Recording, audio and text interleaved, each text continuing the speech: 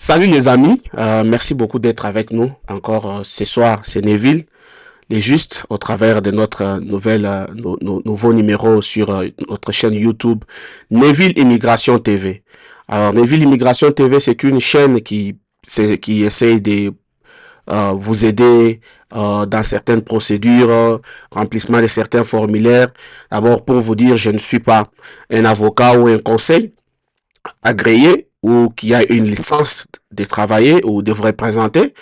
Pour tous les cas dont vous trouvez que vous avez des complications, vous avez beaucoup de questions à poser, référez-vous à vos avocats, c'est eux qui ont ce droit, qui sont reconnus constitutionnellement. Maintenant, pour ma part, mon émission a un caractère éducatif, informatif, au regard de la situation que la plupart d'entre nous traversons. Et nous tous, nous pouvons faire des recherches, nous pouvons lire, nous pouvons poser des questions aux avocats, trouver quelques réponses, essayer de les partager dans la mesure du possible. Mais cela ne fait pas de nous des avocats. Alors, c'est bien compris. Je vous demanderai d'abord, chers amis, de pouvoir vous abonner à notre chaîne. Je vous remercie pour votre soutien. Abonnez-vous massivement à notre chaîne. Partagez aussi nos vidéos. Réglez la cloche de notification qui vous permettra à chaque moment que nous avons une nouvelle vidéo en ligne, vous pouvez accéder à la vidéo, regarder la vidéo, trouver des réponses, poser des questions, commenter. En tout cas, merci beaucoup pour votre soutien. Sans plus tarder, j'aimerais dire ceci. Il y a des questions qui nous a été posées, et celle de savoir est-ce que c'est bien de pouvoir envoyer son dossier en ligne ou envoyer dans une enveloppe, papier, enveloppe. D'abord, pour que ça puisse être papier, vous devez d'abord remplir des dossiers et puis mettre dans une enveloppe, envoyer à un centre d'immigration. Pour les cas d'ajustement, par exemple. Alors, à cette question, après plusieurs recherches, certains dialogues avec quelques expérimentés en la matière, il est mieux de pouvoir envoyer les dossiers par enveloppe.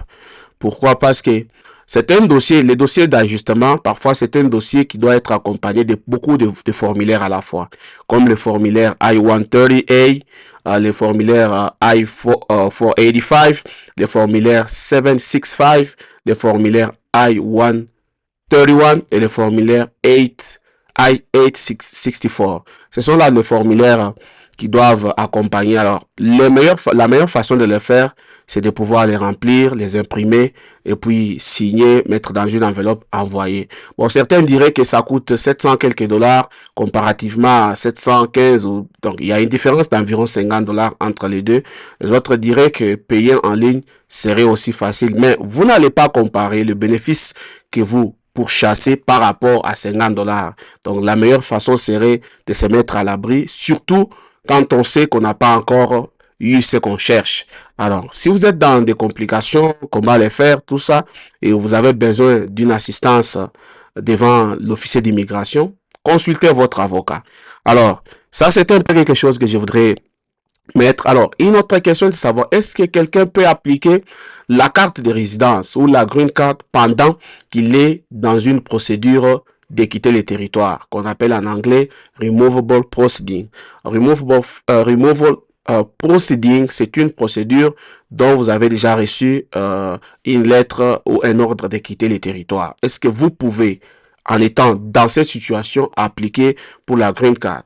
Alors, c'est une question controversée. Il y a des avocats qui pensent que vous pouvez, d'autres pensent que vous ne pouvez pas. Mais je sais que quand vous avez n'importe quelle situation, il faut toujours chercher les gens qui ont l'expérience en la matière, en l'occurrence les avocats. Ils vont écrire des lettres à l'officier qui a demandé ou le tribunal qui vous a demandé de quitter le territoire. Ils savent quels documents ils peuvent apporter et puis verser à votre dossier pour vous permettre parfois de suspendre une décision qui a été déjà prise en ce sens. Alors, ils savent, ils connaissent, ils ont tous les outils, ils peuvent le faire. Alors, cela peut vous aider maintenant de continuer à appliquer. Maintenant, il y a aussi quelque chose qu'il faut ajouter. Pendant que vous êtes sous l'effet de quitter le territoire, c'est un moment où les avocats pensent que vous ne pouvez pas vous marier.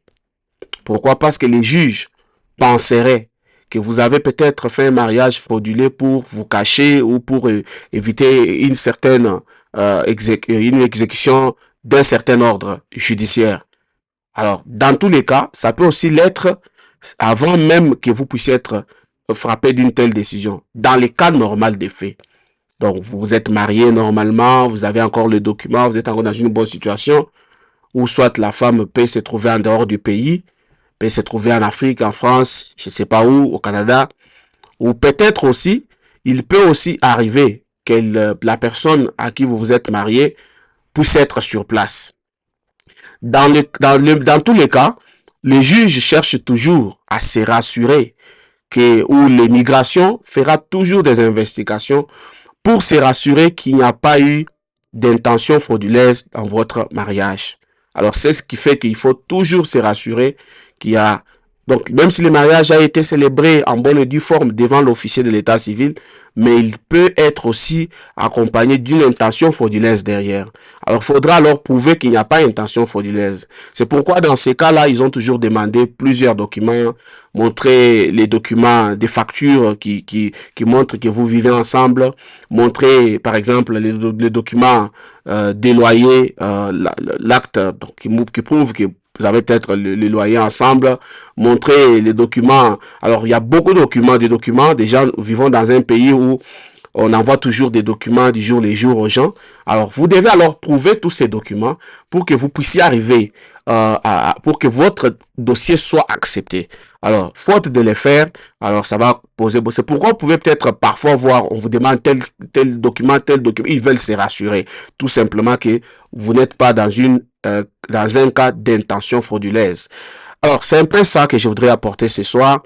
Alors, il faut toujours faire des choses de la bonne manière. Il faut toujours demander à ceux qui connaissent. Parfois, nous trouvons que dépenser de l'argent pourrait être quelque chose de mauvais. Mais si vous regardez l'intérêt que vous poursuivez, vous allez voir qu'il y a toujours intérêt à chercher un avocat, partager avec un avocat dans les cas, chercher toujours des avocats. Généralement, il y a des avocats qui sont spécialistes dans les affaires d'immigration, des procédures et tout.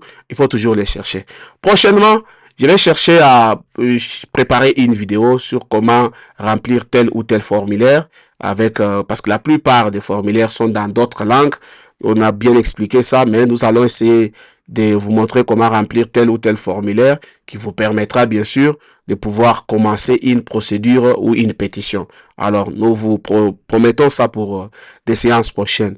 Abonnez-vous massivement à notre chaîne. Nous allons aussi revenir. Parfois, nous allons revenir pour vous aider. Parfois, nous pouvons déjà penser à un certain moment si on peut s'organiser à faire des lives pour répondre aux questions et ainsi de suite. Merci beaucoup, chers amis. Ça a été un plaisir de vous retrouver encore dans ces numéros, dans cette vidéo, sur cette chaîne Neville Immigration TV. C'est bel et bien votre ami Neville est juste. Je vous remercie et on se retrouve